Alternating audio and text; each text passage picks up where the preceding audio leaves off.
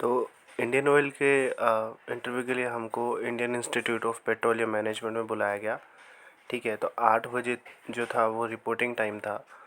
तो हम वहाँ पे पहुँचे, एग्जैक्ट 8 बजे ही वो लोग एंट्री देते हैं, उससे पहले या बाद में, उससे पहले एंट्री नहीं देते हैं।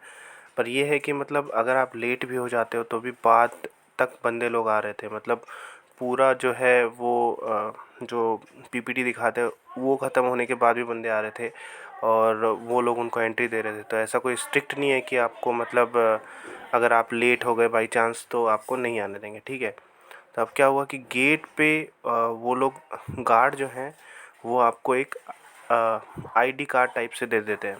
ठीक है, उस पर एक सीरियल नंबर लिखा होता है 1 टू अप टू से 25 ऐसा। ठीक है, तो अगर आपका सपोज़ नंबर 1 है तो इसका मतलब ये है कि सबसे पहले आप फ्री होंगे। मतलब आपका पीआई सबसे पहले होगा, आपका जीडीजीटी पहले होगा। ठीक है, और जिस बंदे का जैसे मान लो 25 बंदों का बैच है और 25वां नंबर है तो उसका समझ लो लास्ट से लास्ट में होगा।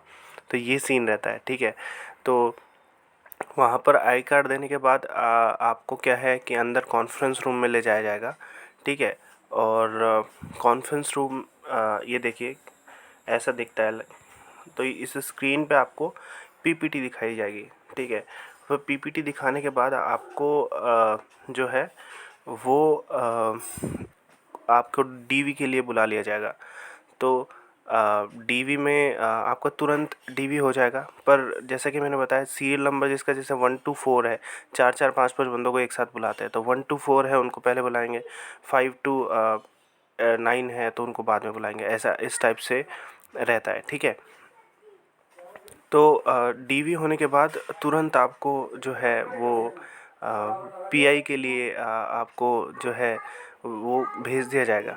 ठीक है, तो मेरा भी ऐसा ही हुआ कि मेरा क्या है 5th सीरियल नंबर था। तो मेरा जैसे ही डीवी हुआ मुझे तुरंत पीआई के लिए भेज दिया गया। मुझे लगा मेरा पहले जीटीजीटी हो जाए, पर नहीं, उन्होंने डायरेक्ट ही पीआई करवा लिया। ठीक है, कोई दिक्कत नहीं है। तो फिर पीआई के लिए डायरेक्ट बुला लिया गया। ठीक है ना। तो उसके बाद जैसे ही बेल बजी मैं अंदर गया और वहाँ पर 4 मेंबर बैठे हुए थे। तो सबसे पहले तो एक मेंबर ने मेरे बारे में पूछा कि बताओ अपने बारे में, अपनी हॉबीज़ वगैरह के बारे में बताओ। तो फिर जैसे ही मैंने अपनी हॉबीज़ बताई तो उन्होंने तुरंत मेरी हॉबी से एक सवाल पूछा। ठीक है, तो मैंने उसे बताया। उसके बाद एक जो बैठे हुए थे मेंबर उन्होंने सिर्फ़ और सिर्फ इसके बारे में पूछा कि तुमने प्राइवेट जॉब क्यों नहीं ली, तुमने एमटेक क्यों नहीं कर रहे हो, तुम इससे रिलेटेड मतलब आपका सीजीपीए वगैरह इतना अच्छा है आपको तो कहीं और ट्राई करना चाहिए था, यहाँ क्यों, इस टाइप से सवाल पूछे। तीसरे जो मेंबर थे उन्होंने आईओसीएल से रिलेटेड सवाल पूछे। जो भी हमको प्रेजेंटेशन में दिखाया था ना उसी से रिलेटेड मोर और लेस सवाल पूछे सारे।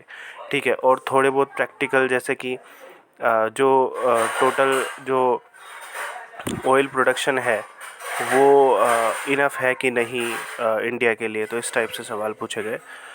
उसके बाद चौथे मेंबर जो चेयरपर्सन भी थे उन्होंने टेक्निकल सवाल पूछने स्टार्ट किए। तो जैसे कि उन्होंने सबसे पहले स्टार्टिंग में ही मेरे से फेवरेट सब्जेक्ट पूछ लिया कि कौन सा सब्जेक्ट तुमको अच्छा लगता है। तो मैंने बता दिया आरसीसी सर। तो उन्होंने तुरंत एक सवाल पूछा कि अच्छा ये बताओ कि ये जो बिल्डिंग आईआईपीएम की बनी हुई है वो कैसी है, मतलब तुम अपने ऑब्जर्वेशन से क्या कहोगे इसके बारे में, इसकी सेफ्टी के बारे में।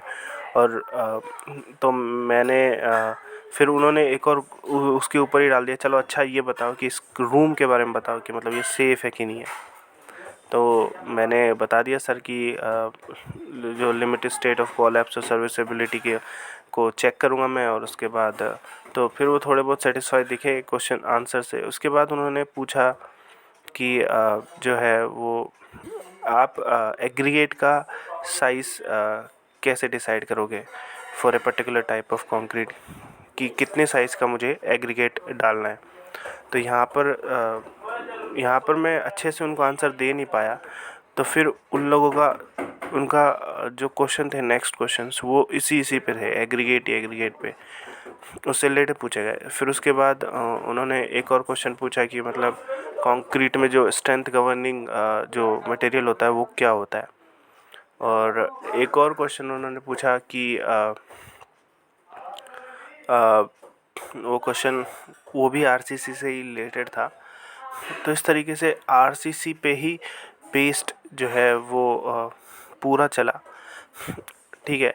और फिर जैसे ही अराउंड 7 8 10 सवाल पूछे होंगे उन्होंने, उसके बाद हमको जाने दिया। तो इस तरीके से बेसिक नॉर्मल सवाल पूछ रहे थे, कोई भी मतलब वो नहीं था। पर ये है कि आपको जो बेसिक सवालों के भी आंसर आने चाहिए, ठीक है। तो ऐसा वाला सिचुएशन बन गया। मेरे को तो बेसिक वाले भी नहीं आ रहे थे कभी, थोड़े कई कई क्वेश्चंस में। तो ये वाली बात है। फिर उसके बाद तुरंत पीआई जैसे ही ख़त्म हुआ, तो वो लोग क्या कर रहे थे, जिन जिन का भी पीआई होते जा रहा था उनको सीधे जीडी वाले रूम में भेजते जा रहे थे। तो 8 का अगर जैसे 8 बंदों का पीआई हो गया तो 8 बंदों का वो बैच बना रहे थे जीडी जीटी के लिए, और हाथ के हाथ जीडी और जीटी एक टाइप से करवा रहे थे। तो जीडी जीटी में तो क्या हो रहा था, बिल्कुल नॉर्मल, मतलब तुमको मतलब प्रिपरेशन वगैरह करने का कोई ज़रूरत ही नहीं है उसमें। तो बिल्कुल मतलब जो होता है ना, केओस बन जा रहा था। हाँ, क्योंकि मतलब लोग एक दूसरे को काउंटर करने लग जा रहे थे, आर्ग्यू करने लग जा रहे थे। बिल्कुल मतलब क्योंकि क्या होता है, बंदे लोग फ्रेशर वगैरह ज़्यादा आते हैं, तो वो लोग क्या करते हैं, उनको पता तो होता नहीं है कि जीडी जीटी मतलब एक प्रोसेस क्या है।